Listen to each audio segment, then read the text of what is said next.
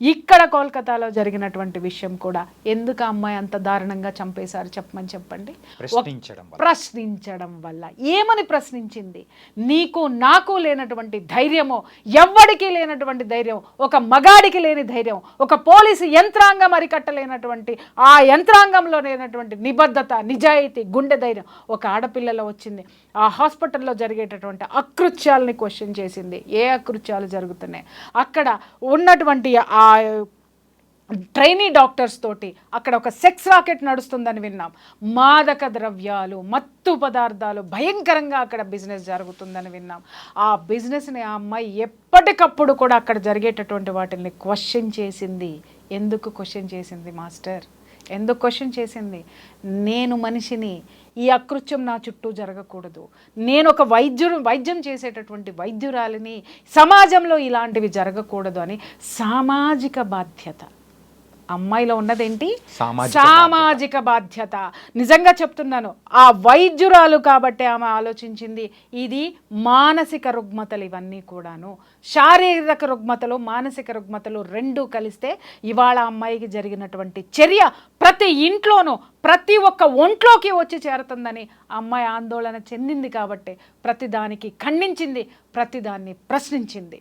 ఇక్కడ నేను ఒక్క విషయం నేను అడుగుతున్నాను, ప్రశ్నించినంత మాత్రాన ఆ అమ్మాయిని అంత భయంకరంగా చంపేశారు, ఇది వాస్తవం. ప్రశ్నించకూడదు అని మనం ఈ రోజు నుంచి నోళ్ళు మూసేసుకుంటాం. మన పిల్లలందరికీ తల్లులు చెప్పేస్తారు, ఒరే ఏం జరిగినా నోరు మూసుకొని కూర్చో, అమ్మా నీకేం జరిగినా నువ్వు పట్టించుకో మాకు, నువ్వు కళ్ళు మూసుకొని చూస్తావు అని అంటున్నావు. తల్లి, ప్రతి తల్లి నేను చెప్తున్నా, నువ్వు పంపించేటటువంటి నీ బిడ్డని చదువుకి పంపించేటటువంటి ఇన్స్టిట్యూషన్స్ అన్నీ ఆల్మోస్ట్ ఇలాగే ఉన్నాయి. నీ బిడ్డ ప్రశ్నించకూడదు, నువ్వు ప్రశ్నించకూడదు, కానీ రేపొద్దున ఇవాళ అమ్మాయి ప్రశ్నించినందుకు జరిగిందని మనం మాట్లాడుకుంటున్నామే, రేపొద్దున పక్కన ఉన్న వాళ్ళకు కూడా ఈ జాడ్యం అంటుకుంటుంది, అలాగే ఇది వచ్చి చేరుతుంది అనేటటువంటి ఆలోచన ప్రతి తల్లికి ఎప్పుడైనా వచ్చిందా? రావాలి, వచ్చి తీరాల్సిన అవసరం ఉంది. ప్రతి ఒక్క తండ్రి, పెద్ద కాలేజీలు ఎక్కడున్నాయి, పెద్దవి ఎక్కడున్నాయి, ఎక్కడ అదేంటి ఎంత పెద్ద డొనేషన్లు కట్టేసేసి కాలేజెస్లో జాయిన్ చేస్తున్నారు, స్కూల్స్లో జాయిన్ చేస్తున్నారు. ఎన్నో ఎపిసోడ్స్లో నేను వెతుకున్న స్కూల్ పిల్లల బ్యాగుల్లో మత్తు పదార్థాలు ఉంటున్నాయి, డ్రగ్స్ ఉంటున్నాయి, సిగరెట్స్ ఉంటున్నాయి, దాన్ని ఏమంటారు వీడు ఉంటుంది. ఇవన్నీ దయచేసి మీరు చెక్ చేయండి. ఇవాళ చిన్న పిల్లల బ్యాగుల్లో వస్తుంది. ఇంకొక ఘోరమైనటువంటి విషయం చెప్పమంటారా? 9th 10th క్లాసు పిల్లలు, మగ పిల్లలు అడల్టరీకి వెళ్తున్నారు. మీకు ఆ సంగతి తెలుసా? మీకు ఎవరికైనా ఎందుకు వెళ్తున్నారు అని ప్రశ్నించండి బాస్. ఎందుకు వెళ్తున్నారు అని అంటే ఇలాంటివి వాళ్ళ శరీరంలోకి వెళ్ళి వాళ్ళ హార్మోన్స్ కంట్రోల్లో ఉండడం లేదు. ఇవాళ చూడండి, నిజంగా సమాజానికి తెలియనటువంటి నిజాలు, వాస్తవాలు ప్రతి పేరెంట్ తెలుసుకొని చావండి. ఎందుకంటే మీరు సంపాదించే లక్షలు, కోట్లు తీసుకెళ్ళి ఎవరికి పోస్తున్నారు? అరే మీ పిల్లల్ని మీరు పట్టించుకోలేనంతగా, పిల్లల్ని సంస్కరించుకోలేనంతగా, ఒక భావి భారత పౌరుణ్ణి తయారు చేసేటువంటి సంస్కారం లేనటువంటి సంపాదనని మనం తీసుకొని ఈరోజు చంపినటువంటి 60 మందా, 10 మందా, 2 ముగ్గురా అని అంటున్నారే, ఆ ముగ్గురులో రేపొద్దున మన కొడుకు ఉండబోతున్నాడు. ఈ దౌర్జన్యానికి గురైనటువంటి ఆ ఆడపిల్ల ఎవరైతే ఉందో, ఆడపిల్లలో మన ఆడపిల్ల ఏమన్నా ఉంటుందేమో ఒక్కసారి ఆలోచించాల్సినటువంటి అవసరం ప్రతి గుండెకి ఉంది, ప్రతి తల్లిదండ్రులకి ఉంది. ప్రతి తల్లిదండ్రులు ఆలోచించి తీరాలి. ఈ రోజు ఉద్యమాలు ఉన్నాయా ఎక్కడైనా? ఏ రాష్ట్రంలోనైనా ఉద్యమాలను జరగనివ్వట్లేదు. ఒకప్పుడు ఎందుకు జరిగాయి మిస్టర్, ఇప్పుడు ఎందుకు జరగనివ్వడం లేదు అనంటే ఎవడికి తీరిక లేదు ఉద్యమాలు చేసే తీరిక, ఎవడికి పక్కవాడి గురించి పట్టించుకునే తీరిక లేదు, ఎవడికి సమాజం గురించి ఆలోచించాల్సిన అవసరమే లేదు. ఎప్పుడు వీడికి ఒక గగ్గోలెత్తుతాడో తెలుసా? నా ఇంట్లోకి వచ్చినప్పుడు. ఈరోజు నా దగ్గరికి చాలామంది ఫ్యామిలీ కౌన్సిలింగ్కి వస్తున్నారు. ఏమండి ఇంత జరుగుతున్నా మా బంధువులు పట్టించుకోవట్లేదండి. నువ్వు ఎప్పుడైనా పట్టించుకున్నావా నీ బంధువుల్ని? ఏమండి ఇంత జరుగుతున్నా మా పక్కింటి వాళ్ళే నన్ను ఇలా చేస్తున్నారండి. సమాజంలో ఇది వేళ్ళు వండుకున్నప్పుడు ఎప్పుడైనా నువ్వు నోరు తెరిచావా? నీ దగ్గరకు వచ్చినప్పుడు మాత్రం సమాజం కావాలి, నీ దగ్గరకు వచ్చినప్పుడు మాత్రం బంధువులందరూ కావాలి. బట్ నువ్వు చేయాలనుకున్నప్పుడు సమాజం అక్కల, బంధువులు అక్కల, నీ నెక్లెస్ నీకు కావాలి, నీ కారు నీకు కావాలి, నీ విలాసాలు నీకు కావాలి, నీ స్వార్థం నీకు కావాలి, నీ కొడుకు మాత్రమే ఉండాలి, నీ కూతురు మాత్రమే ఉండాలి. సింపుల్గా చెప్పాలంటే సామాజిక బాధ్యతను మొత్తం కోల్పోయి కేవలం స్వార్థంతోనే ముందుకెళ్తున్నారు తప్ప మానవత్వం అనేది లేకుండా వెళ్ళిపోతున్నారు. 100% నేను చెప్తున్నా. మీకు చాలా మంది అడుగుతున్నారు సామాజిక బాధ్యత ఎందుకు ఉండాలని. అరే సమాజంలో నీతి ఉంటేనే నువ్వు బతుకుతావు ప్రాణాలతో. ఆ నీతిని నువ్వు ఏది పెంపొందిస్తావో, నువ్వు ఏది సమాజానికి ఇస్తున్నావో అది రేపు పొద్దున వచ్చి నీ ఇంట్లో కూర్చుంటుంది. నువ్వు దౌర్జన్యాన్ని ప్రోత్సహించావు, నాకెందుకులే అని మూసుకొని పిరికి బందులాగా లోపల కూర్చున్నావా? ఆ యొక్క దౌర్జన్యం పెరిగి పక్కింటి వాడికి దగ్గరకు వచ్చింది, ఊళ్ళోకి వచ్చింది, పక్క రోడ్లోకి వచ్చింది, పక్కింట్లోకి వచ్చింది, నీ ఇంట్లోకి వస్తుంది. నెక్స్ట్ నువ్వే టార్గెట్. అది నీ వరకు రాదు అని మాత్రం దయచేసి ఆలోచించకండి. పిచ్చి జనాలు, పిచ్చి కథలు, పిచ్చి వ్లాగ్స్. నిజం చెప్తున్నాను కదా, ఈ సోషల్ మీడియా వచ్చిన తర్వాత జ్ఞానం ఎంత ఉందో అజ్ఞానం 10 ఉంది. దానిలో విచ్చలవిడితనం ఉంది. ఎవడు ఎంత నీచంగా పోస్టులు పెడితే, ఎవడు ఎంత నీచంగా మాట్లాడితే, నిన్నగాక మొన్న కూర్చున్న ఒక దరిద్రమైనటువంటి విషయం అన్నమాట. ఒక ప్రజాప్రతినిధి ఒక అక్రమ సంబంధం పెట్టుకుంటే వాళ్ళను కూర్చోబెట్టి రోజుల తరబడి ఇంటర్వ్యూలు ఒక అమ్మ సిగ్గుపడుద్ది, ఒక అమ్మ ఆవేశపడుతుంది, ఒకడేమో ఆవేశపడాలో సిగ్గుపడాలో అర్థం కాక దేభ్యం ముఖం వేసుకొని వాడి సమాధానాలు చెప్తున్నాడు. ఈ దౌర్భాగ్యాన్ని సమాజం మీదకి పెట్టేటటువంటి వాళ్ళకి ఏమన్నా సామాజిక బాధ్యత ఉందా? ఇది సమాజాన్ని భ్రష్టు పట్టించేదా? ఒక వార్త వేసి తీసి అవతల అది వాళ్ళ కుటుంబ విషయాన్ని రోడ్డుకి ఇచ్చుకున్న తర్వాత ఏది చెప్పాలి, ఎవరి తరపున నిలబడాలి మీడియా?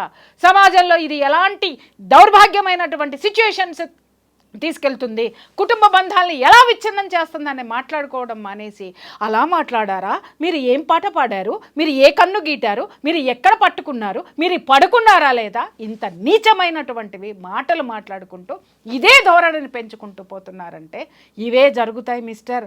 అడిగి ఎందుకు జరిగింది ఈ అమ్మాయికి అనంటే, మనమంతా అక్రమ సంబంధాలు ఎలా ఉన్నాయి, అవి అక్రమ సంబంధాలు కాదు, వీడు గొప్పగా బతికేస్తున్నాడు, నాకొక వీడియో కావాలి, నాకొక ఎపిసోడ్ కావాలి అని చెప్పేసి అని పుంకాలుగా తీసి అవతల బారేసి మనం మాట్లాడుతుంటే ప్రశ్నించే గొంతుక ఒక్కటే అయిపోయింది అక్కడ. ఈ గొంతుకలన్నీ దేని చుట్టూ తిరుగుతున్నాయి? నా వ్యూస్ ఎలా వస్తాయి? అక్రమ సంబంధాల మీద వస్తాయి, పోర్న కంటెంట్ మీద వస్తాయి, లేకపోతే ఇంకేదన్నా దాష్టికాలు చేస్తే వస్తాయి, ఇంకేంటి బెట్టింగ్ యాప్లు చేస్తే నాకు డబ్బు వస్తాయి.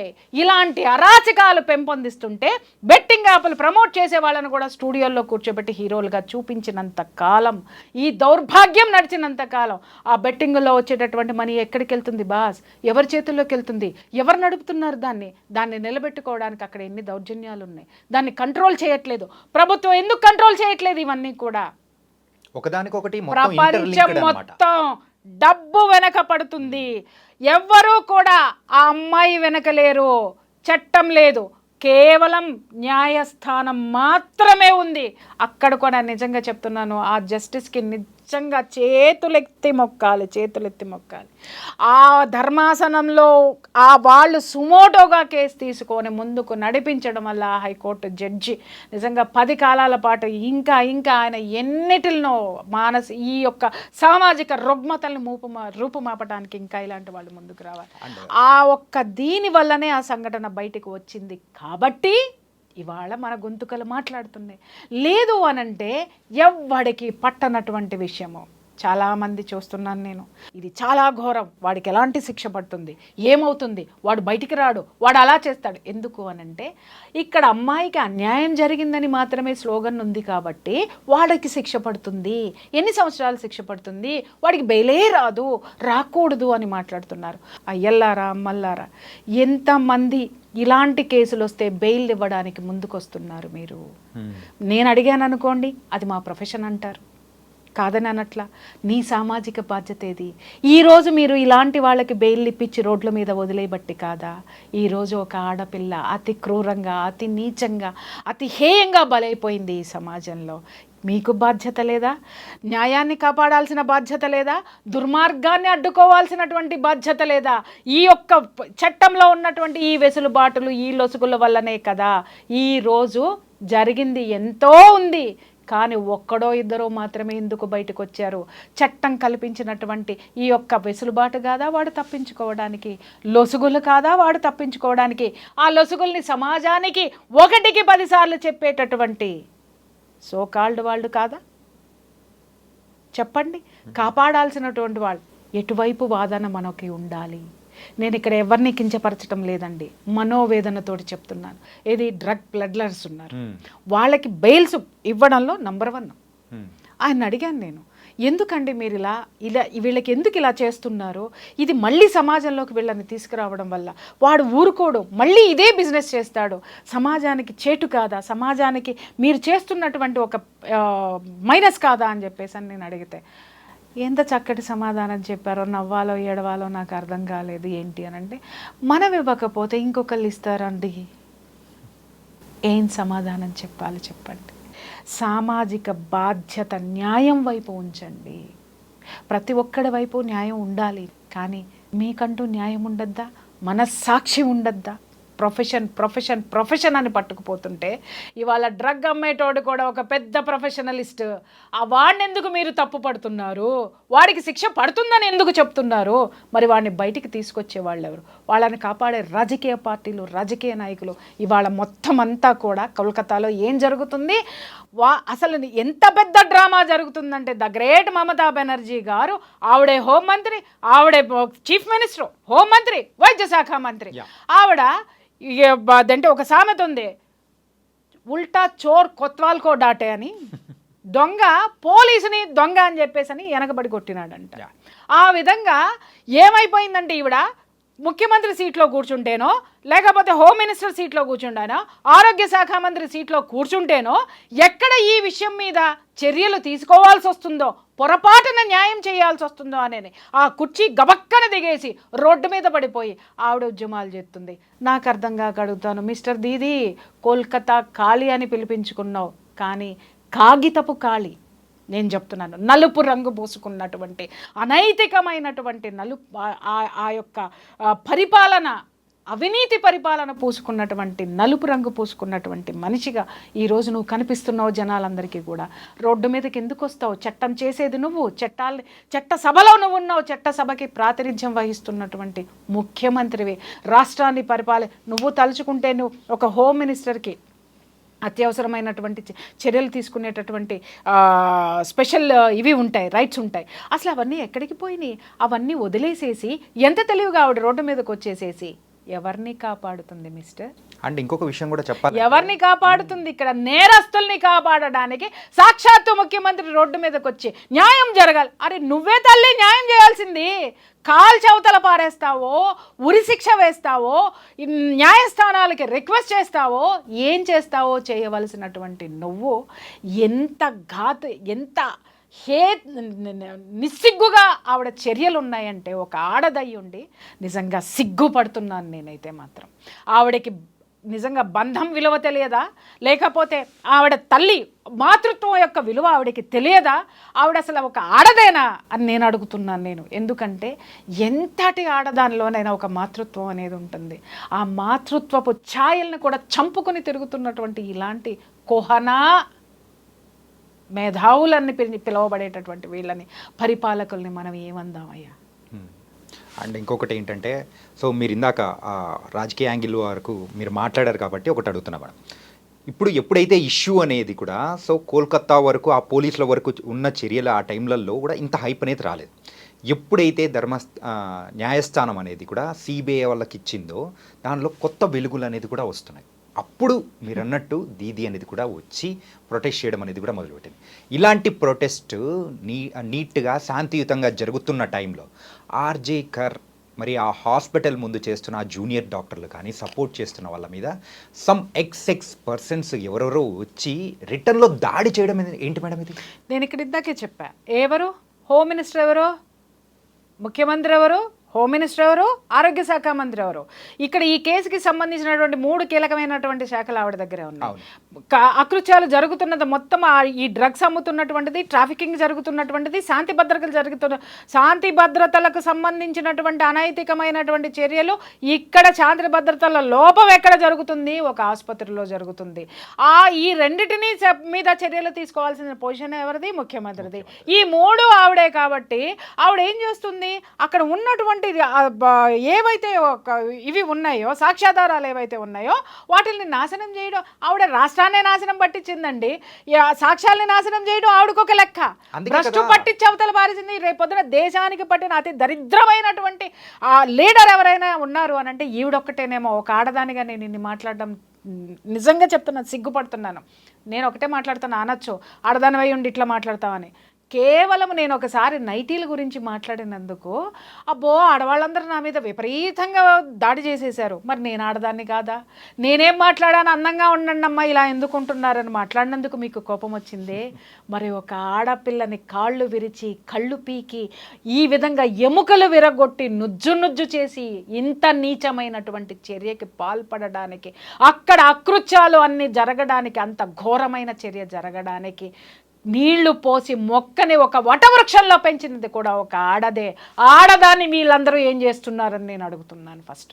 అండ్ పోస్ట్ మార్టం రిపోర్ట్ కూడా ఒకసారి చూస్తే నియర్లీ 14 దెబ్బలు, అంటే 14 రకాలమైన దెబ్బలు అనేది కూడా అమ్మాయి ఒంటి మీద కూడా ఉన్నాయి. ఇంత ఘోరంగా ఇంత హేయంగా జరగడానికి గల కారణం ఏదైనా కానీ ఒక పర్సనల్ రివెంజ్ అనేది ఉంటేనే కదా. అదే నేను ఇందాక మాట్లాడింది అదే కదయ్యా. పర్సనల్ రివెంజ్ ఎవరికి ఉంది? అక్కడ డ్రగ్స్ అమ్మేటోడికి ఉంది. పర్సనల్ రివెంజ్ ఎవడికి ఉంది? అక్కడ ఆ సెక్స్ రాకెట్ నడిపేటటువంటి వాడికి ఉంది. పర్సనల్ రివెంజ్ ఎవడికి ఉంది? ఎవడైతే ప్రశంసబడుతున్నాడో వాడికి ఉంది. ఆ చుట్టూ ఉన్నటువంటి వాడు నడిపేటటువంటి వ్యవస్థలో ఉన్నటువంటి ప్రతి ఒక్కళ్ళకి కూడా గ్రడ్జ్ ఉంది. కాబట్టి వీళ్ళందరూ కలిసి పన్నినటువంటి పన్నాగంలో ఆవిడ బలే అయిపోయింది. ఆ అమ్మాయి బలే అయిపోయింది. ఈరోజు ఆ అమ్మాయి మనందరి కోసం పోరాడి చనిపోయింది. మనందరి కోసం. ఈ సమాజం ఇలా ఉండకూడదు, ఈ సమాజం డ్రగ్స్ లేకుండా ఉండాలి, ఈ సమాజంలో ఆడపిల్లల్ని స్వంత లాభాల కోసం శారీరకంగా వాడుకుంటున్నారు, లైంగికంగా వాడుకుంటున్నారు అని చెప్పి ఎదిరించినటువంటి ధీర వీర వనిత ఆ పిల్లండి. మ్యామ్, న్యాయం జరుగుతుంది ఖచ్చితంగా. ఇంత పెద్ద అటెన్షన్ అనేది వచ్చింది, ప్రతి ఒక్కరు కూడా దీనికి న్యాయం జరగాలని వీ వాంట్ జస్టిస్ అంటూ ఉన్నారు. ఇదంతా బాగానే ఉంది. యాజ్ ఎ ఫ్యామిలీ కౌన్సిలర్గా సో మనం కూడా కొన్ని ఇలాంటి సమయంలో వింటూ ఉంటాం. సో కూతుర్ని పెంచడమే కాదు, కొడుకును కూడా పెంచడం అనేది కూడా మీరు నేర్పించాలి అని చెప్పేసి అంటూ ఉన్నారు. ఇలా కొడుకును పెంచేటప్పుడు సో తర్వాత తరానికి తల్లిదండ్రులు ఎలాంటి జాగ్రత్తలు చెప్పి పెంచితే బాగుంటుందని మీరు అంటారు? మీరు చెప్పండి. దిక్కుమాలినటువంటి కళ్ళు మూసుకుపోయినటువంటి ప్రేమలు తీసి పక్కన పెట్టండి. ఫస్ట్ తల్లిదండ్రులకి నేను చెప్తున్నాను, ఏమన్నా చావండి, నన్ను తిట్టుకున్నా నాకు ఫరక్ పడదు. ఒక్కటి మాత్రం చెప్తున్నాను, ఎవడైనా అమ్మ నీ కొడుకు డ్రింక్ చేస్తున్నాడనో, నీ కొడుకు సిగరెట్లు కాలుస్తున్నాడనో, నీ కొడుకు అమ్మాయిలకి లైన్ వేస్తున్నాడనో, లేదా నీ కొడుకు ప్రవర్తన బాగాలేదు లైంగికంగా వేధిస్తున్నాడని ఏ కన్న తల్లికైనా ఎవత్తైనా తీసుకెళ్ళి ఒక చిన్న కంప్లైంట్ ఇవ్వండి. ఆ తల్లి ఎట్లా రియాక్ట్ అవుతుందో మీ అమ్మాయిని అదుపులో పెట్టుకోండి. మగాడు సిగరెట్లు కాలుస్తాడు, మావాడు పలానా వాడు ఇది కాలుస్తాడు, మావాడు చేస్తాడు, ఇలాంటి మనస్తత్వం ఉన్న వాళ్ళని తంతే. అలాగే తల్లుల్ని నేను కించపరుస్తున్నానని అనుకోకండి. నేను అందరినీ అనట్లేదు, అందుట్లో నేను కూడా ఒక తల్లిని నేను మాట్లాడుతున్నాను కదా. నా ఆవేశానికి చాలా కారణాలు ఉన్నాయి. నా ఆవేశానికి చాలా న్యాయబద్ధమైనటువంటి ఆవేదన ఉంది దాని వెనక.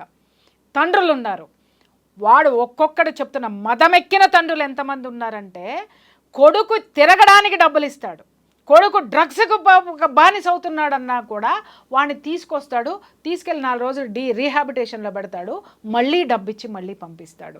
కొడుకు ఎక్కడ జాయిన్ చేస్తున్నాడు కొడుకుని, ఎక్కడైతే డ్రగ్స్ అమ్మబడునో, ఎక్కడైతే కండోమ్స్ బ్యాగుల్లో వేసుకుని తిరిగేటటువంటి స్కూల్స్లో విచ్చలవిడితనమైనటువంటి లైంగికపరమైనటువంటి ఆ యొక్క అలవాట్లు ఏవైతే ఉంటాయో, ఆ విశృంఖలత్వం ఎక్కడైతే ఉంటుందో ఆ స్కూల్లోనే చదవబడును, అక్కడే జాయిన్ చేస్తారు. ఈ మధ్యకాలంలో కూడా మనం ఒక 2 సంవత్సరాల పిల్ల మీద 2 నెలల తరబడి ఒక డ్రైవర్ లైంగికంగా అత్యాచారం చేస్తే ఆ తల్లిదండ్రులు ధైర్యం చేసి వచ్చి సమాజంలో చెబితే మిగిలిన పేరెంట్స్ ఏమన్నారు, ఆ స్కూల్ని మూసేయమని చెప్పి గవర్నమెంట్ ఆర్డర్స్ ఇస్తే మిగిలినటువంటి దౌర్భాగ్యపు దగులుబాజీ పేరెంట్స్ కొంతమంది ఏం మాట్లాడారో తెలిసిన, అయ్యో ఎవరో ఒకరికి జరిగితే ఆ స్కూల్ ఎందుకు మూసేస్తారండి, మా పిల్లలు ఎక్కడికి వెళ్ళాలండి. ముండమోపుల్లారా, ఇలాంటి అకృత్యము జరుపుతున్నది ఎవరు? ఆ ప్రిన్సిపల్ మాత్రమే కాదు, ఇలాంటి ప్రిన్సిపల్స్ క్యారెక్టర్స్ తెలిసినా కూడా ఆ విద్యా వ్యవస్థని వ్యాపార పరంగా నడిపేటటువంటి ఆ యొక్క యాజమాన్యాలు సైతం కూడా దీనికి కారణమే. ఆ విద్యాలయాల్లో వేళ్ళూనుకుపోయినటువంటి ఈ యొక్క సంస్కృతిని దూరంగా మీ పిల్లల్ని పెంచడం చేతకాని దద్దమ్మల్లారా. ఇలాంటి దద్దమ్మల వల్లనే ఇలాంటి మగపిల్లలు పుడుతున్నారు, ఇలాంటి అకృత్యాలకు పాల్పడుతున్నారు, ఇలాంటి చెడు అలవాట్లకి బానిసలవుతున్నా కూడా నోరు తెరవలేని చేతగాని దద్దమ్మలైనటువంటి పేరెంట్స్ ఉన్నాం ఇక్కడ. అందుకోసమే ఇక్కడ ఈ ప్రపంచంలో, ఈ సమాజంలో మనం ఇవాళ ఎదుర్కొంటున్నాం. కుటుంబాన్ని వదిలేసాం, మనమంతా సమాజాన్ని వదిలేసాం, బంధువులను వదిలేసాం, డబ్బు డబ్బు డబ్బు అని పట్టుకుని తిరిగే నిమిషము కూడా మనశ్శాంతి లేకుండా బ్రతికే అతి గొప్ప జీవితాలు, ఈ దరిద్రమైన జీవితాలు ఎవరయ్యా ఉన్నాయంటే ఈరోజు మన జీవితాలే ఉన్నాయనడంలో ఎలాంటి సందేహం లేదు. అండ్ మీరు ఇంత కలకత్తా కాలిలాగా మాట్లాడడానికి సో ఇంత ఎమోషనల్గా కనెక్ట్ అయిపోయారని కూడా నాకు అనిపిస్తుంది ఈ ఇన్సిడెంట్ మీద. నేను కలకత్తా కాలినైతే ఈ ఇన్సిడెంట్లు ఇలా జరగవయ్యా, నిజం చెప్తున్నాను కదా. ఆవిడ ఇంకా కదలటం లేదంటే నా ఆవేదన లోపల నుంచి రోజు అదే అనుకుంటూ ఉంటాను అనమాట. ఏ కాళికాదేవి, ఏ అమ్మవారు ఆ త్రిశూలం పట్టుకుని అట్టాకే కూర్చుంటుందా? అది పట్టుకొని బయటికి రాదా? ఆడపిల్లలు జరుగుతుంటే పొడిచేదా అని అనిపిస్తుంది. ఒక్కొక్కసారి అనిపిస్తుంది అదే నేను తీసుకొని పోయి పొడిచేద్దామని కూడా అనిపిస్తుంది. కానీ పొడిచిన తర్వాత నా మీద ఎపిసోడ్లు చేస్తారు. అంటే పొడిపించుకున్నాడు ఎంత దుర్మార్గుడో చెయ్యరు. ఎంత హత్య చేసినటువంటి ప్రియా చౌదరి ఏదో అంటారు చూసావా, అప్పుడు విక్టిమ్ నేనైతా. ఈ సమాజం మారాలి అని అంటే నేనొక్కదాన్నే త్రిశూలం పట్టుకుంటే సరిపోదు నాయనా. నేనొక్కదాన్నే కలకత్తా కాళి అని అనిపించుకోవడం కాదు. కలకత్తా కాళి ప్రతి తల్లిలోనూ ఉంది, ప్రతి తండ్రిలోనూ ఉన్నాడు, ప్రతి బాబాయిలోనూ ఉన్నాడు, ప్రతి తాతలోనూ ఉన్నాడు, ప్రతి అమ్మమ్మలోనూ ఉంది. ఆ కాళికా స్వరూపాన్ని బయటికి తీయండి. కాళికాదేవి ఎందుకు ఉద్భవించిందయ్యా? ఒక దుర్మార్గుడి రక్తపు బొట్టు కింద కూడా పడనివ్వనని పుట్టింది ఆవిడ. కానీ అదే కాళికాదేవి ఉన్న చోట ఆ పిల్ల రక్తపు అడుగులో పడి ఉంది అనంటే ఆ స్థితిని గతిని చూసి అనుభవిస్తున్నటువంటి మనము ఎంత చేతగాని వాళ్ళమయ్యా మనం. కాళికాదేవి ఉద్భవించింది అనంటే ఆవిడ నేర్పింది, అరే ఇలా ఉండండి రా సమాజంలో అని. ఎందుకు చదువుకోవాలి, ఎందుకు మొక్కుతున్నావు పొద్దున్నే వెళ్ళిన తర్వాత ఆమెకి? ప్రతి దేవతకి ఎందుకు మొక్కుతున్నావు, ప్రతి దేవుడికి ఎందుకు దేవుడా దేవుడా నా కొడుకు వాళ్ళ డ్రగ్స్ తీసుకొని వచ్చినా నన్ను కొట్టకుండా చూడని మొక్కుకుంటున్నామా? దేవుడా దేవుడా మా అమ్మాయి బయటికి వెళ్ళింది, ఏ బాయ్ ఫ్రెండ్ని తీసుకురాకుండా ఉండండి మొక్కుకుంటున్నామా? దేవుడా దేవుడా నా మొగుడు బయటికి వెళ్ళాడు, దేన్ని తెస్తాడు, దాంతో కాకుండా నాతోటి ఉండమని మొక్కుకుంటున్నామా? లేదా దేవుడా నేను మాత్రమే బాగుండాలి, నా కుటుంబం బాగుండాలి, నా కొడుకు ఏం చేసినా, నా కూతురు ఎంత విచ్చలవిడితనంగా తిరిగినా, నేను ఏ దౌర్భాగ్యాలు చేసినా నన్ను ఎవడు పట్టుకోవద్దు, నా కుటుంబం జోలికి ఎవడు రావద్దు, నేను మాత్రమే రాజులాగా ఉండాలని వీడు కోరుకుంటున్నాడా? ఎలాంటి కోరికలతోటి మనం అడుగుతున్నాము. అందుకే దేవతకు కూడా విరక్తి పుట్టిందయ్యా. ఎవడి మీదకి వదిలేసిందంటే ఇవాళ సమాజంలో ఉన్న మన మీదకి వదిలేసింది బాధ్యత కలకత్తా కాళి. ఆ కలకత్తా జనమే తేల్చుకుంటారు. ఇప్పటికీ కూడా నేను ఎప్పుడూ ఒక మాట మాట్లాడుతూ ఉంటాను, ప్రకృతి అనేది మాత్రం ఏ రోజుకైనా విశ్వానికి ఛాలెంజ్లు విసరకు బ్రదర్. తిరిగి అది ఛాలెంజ్ విసిరితే తట్టుకోలేవు. కొన్ని వందల సార్లు చెప్పినా నేను ఈ మాట. ఈరోజు ద గ్రేట్ దిక్కుమాలిన కాగితపు దీది, కాలారంగు దీది అనుభవిస్తుంది విశ్వం విసిరిన సవాల్ని. ఏ యాంగిల్ నుంచి ఎటు వచ్చినా కానీ సో దానికి వెనకల ఏ అంటే ఎవరుంటారు ఏంటి అనేది కూడా మీరు చాలా నీట్గా కూడా ఎక్స్ప్లెయిన్ చేసి చెప్పారు. So thank you so much Priya Chaudhary garu. Thank you. So guys, ప్రతి ఒక్కరు కూడా మరి ఈ ఇన్సిడెంట్ గురించి తలుచుకున్నారంటే ఖచ్చితంగా గుండె తడి, ఖచ్చితంగా కంట్లో నుంచి నీరు వచ్చేది కూడా ఖచ్చితంగా ఉండే ఉంటుంది.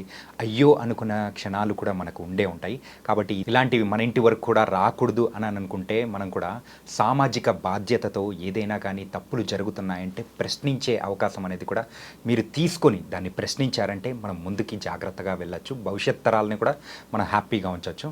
ఇది ఇవాల్టి ఇంటర్వ్యూ. మరో ఇంటర్వ్యూతో మళ్ళీ కలుద్దాం. అంతవరకు take care. This is your Chanakya. See you.